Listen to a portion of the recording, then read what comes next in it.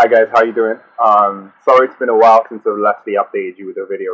But I want to firstly thank you so much for your support that you've given me so far. It's been 3 good weeks, and so far we have, I believe, somewhere around £300 that we've donated so far. So thank you very much, and I ask you to continue to support me with every little that you have. It's helping a lot, so thank you very much. I really want to cover in this video immigration and fees and what to do, what my future really is, to try and give you a better understanding of what my plans are, because I haven't made that clear yet, and I think it'll be good to do that. But firstly, I want to cover immigration, because how did it, and my fees, how did that come up together to give the debt that I have right now?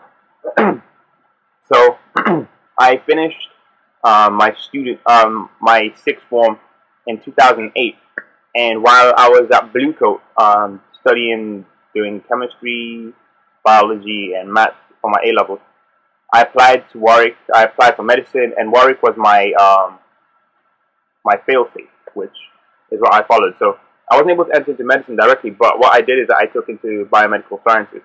So when I applied, I began liaising with the university. In fact, I was liaising with both Warwick and Birmingham University in terms of my status, whether I will be classed as a home student or I will be classed as an international student.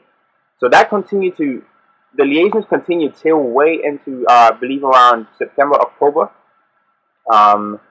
when I was to begin university.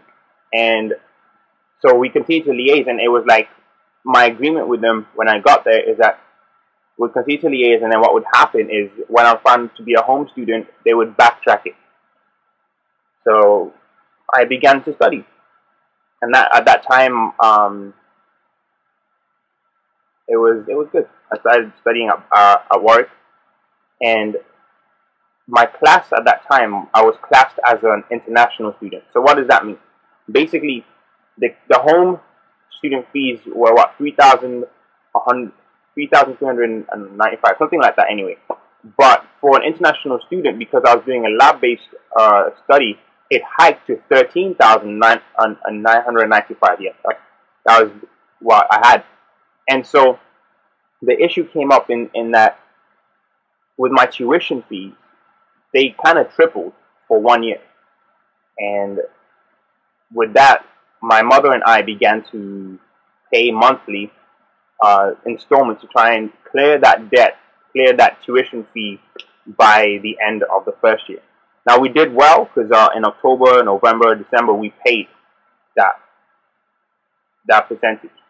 And while we were doing that, what happened is that we then had to start paying for our immigration fees.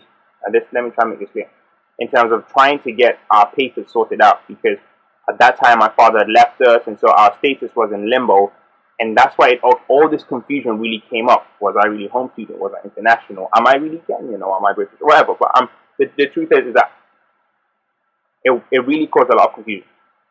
And so when we applied to see our lawyer, we then started paying a huge amount of money, and we weren't able to meet the installments that we had agreed with the university. Now, to Warwick's credit, I really want to thank them for their kindness, because they allowed me to finish off my first year, and I finished my degree. But the issue, not my degree, but I finished that first year course of my degree. The issue, though, is that I was not able to return to university without clearing that debt. And so I took a gap year in the aim of raising money to be able to pay off that debt. Now, throughout that whole year, I did not have my passport. I had no status to be able to work. Immigration could not allow me to work. And so we're living on donations from families and friends. And that year was really kind of difficult financially. And then the second year I took out was because I was doing the Bible work, and still I hadn't had the money to be able to clear off my debt. Now, I only got my papers a few months ago, as I said. The main issue now is to try and raise the debt, which is about £10,000, to be able to clear that tuition fee debt so that I can return to university. I currently have applied to student finance. That's in the process. I should receive student finance, and also I will be receiving home student fees this year. So it's a lot more plausible now than it was before. And so university, in terms of finishing this course, they're very kind in that case. So that's really the main issue with how the debt came about. And the debt is shown on a chipping page. You can follow our progress because it has a nice little bar. Although it's in dollars, it's working there. Also, a little disclaimer: I'm looking to see how I can find a better way of not having the money come through me, but to go straight to the university. I aim to have that rectified in the next few weeks. If they have a direct account where you can just mention my student number or something like that, then that will work. But I will contact them and reply that to you as soon as possible.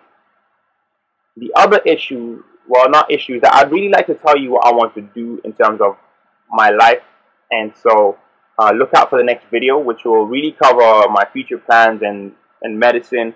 And what does that have to do with what I'm doing right now? Because I believe that that's where I'm aiming to get to.